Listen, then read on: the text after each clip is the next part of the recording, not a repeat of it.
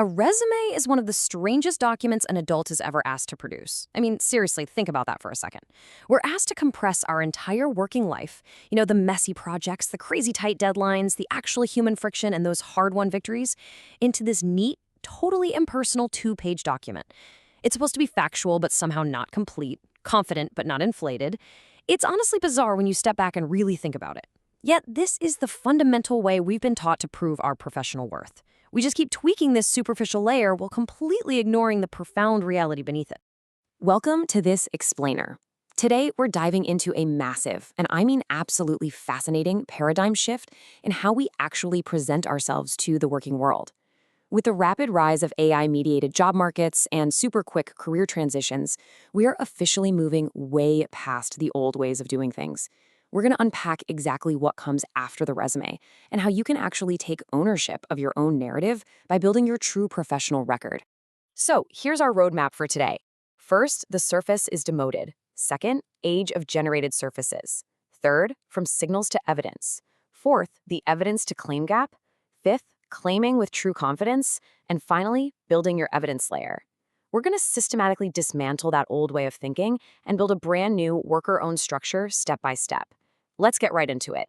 Section 1, the surface is demoted. For decades, we've treated the resume as the ultimate definitive record of our careers, right? But the truth from our source material is super clear. The resume is not the record. Actually, it's merely a rendering. It's just a flawed, highly compressed first surface that the system sees. Think about the professional surface. Your resumes, your LinkedIn profiles, those rehearsed interview answers. It's literally just the tip of the iceberg, floating visibly right there above the water. And wow, do we ever spend hours polishing that tiny tip? But then think about the living professional record. This is the massive underwater foundation holding the whole shebang up. It holds your actual evidence, the vital context of your work, your privacy boundaries, and the true maturity of your skills. The real problem? Well, it starts when we mistake that tiny floating surface for the profound living record underneath. And that confusion leads us perfectly into Section 2, Age of Generated Surfaces. We are living in a wild time right now where artificial intelligence has completely flipped the trust environment of the professional world on its head.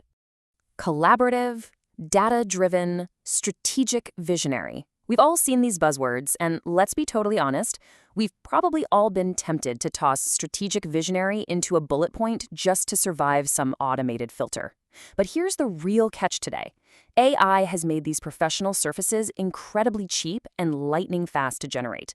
Anyone can ask a tool to rewrite their resume to sound like a polished operations leader in, 5 seconds? But when everyone can instantly sound like a strategic visionary, those buzzwords completely lose their force. Professional specificity basically dies. Employers start looking at these flawless resumes and wonder, wait, is there even a real human behind this? So to pierce this AI-generated bubble, we have to move past simply asking, does this sound good? Instead, we arrive at this single, crucial question that changes absolutely everything. What supports what you're saying? When polish becomes cheap, actual evidence becomes the literal only thing that matters. Which shifts our entire narrative to Section 3, from signals to evidence. We have to transition from just managing these weak surface-level proxies to actually governing the underlying proof of our capabilities. Let's deconstruct those old signals we've relied on for so long. Take credentials, for instance. A degree proves the fact of completion. You passed the test, but it completely hides the context, the judgment you used, or the intense applied pressure you faced. Or how about a list of skills on a profile? It's really just a claimed capability. It completely hides your actual depth, or frankly, whether you've even used that skill in the last 5 years. And your job title? Sure, it tells us your formal role, but it does an absolutely awful job of explaining your actual day-to-day responsibilities. These signals point towards capability, sure, but they are absolutely not the evidence itself. Section 4, the evidence to claim gap. Because these old signals are so blunt, they create a really perilous space in our professional lives. This is the space between what a person says they can do and the actual proof they possess to back it all up. The crucial takeaway here is that this gap forces workers into two really uncomfortable corners. On one side, we've got overclaiming, or inflation. This happens when people claim absolute mastery from just basic exposure, usually because they feel desperate to survive those harsh automated resume filters. But on the exact opposite side, and I'd argue this is equally if not more harmful, we have underclaiming, or erasure. This is when someone literally flattens their immense, complex capabilities just to fit into a tiny corporate box.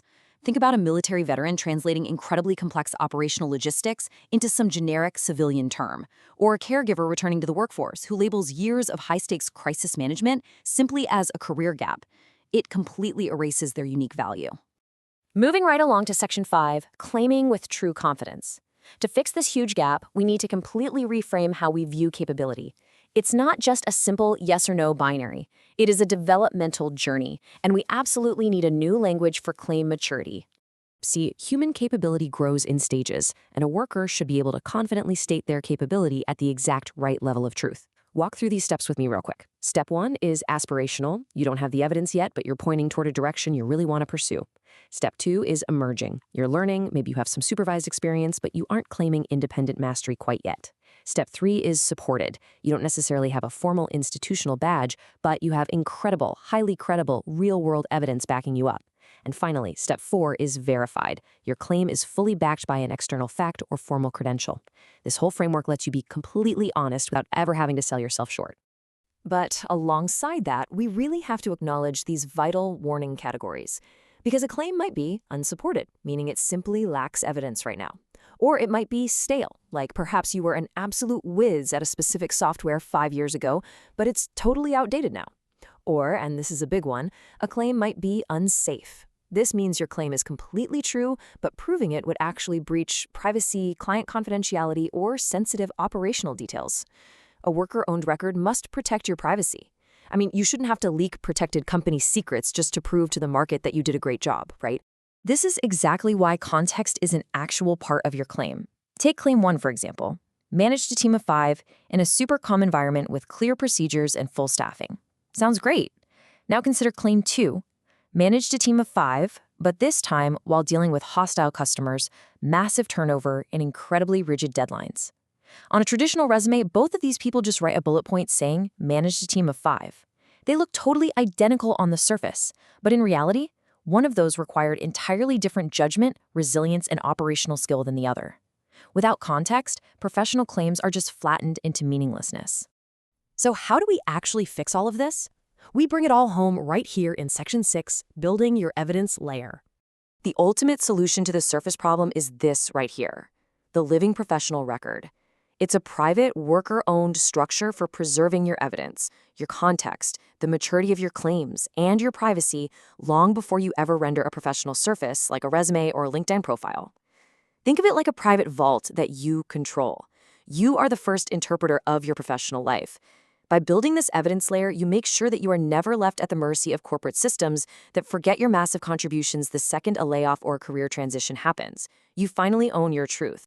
Listen, if you take absolutely nothing else away from this explainer today, I really want you to remember this powerful truth. You are more than the surface you submit.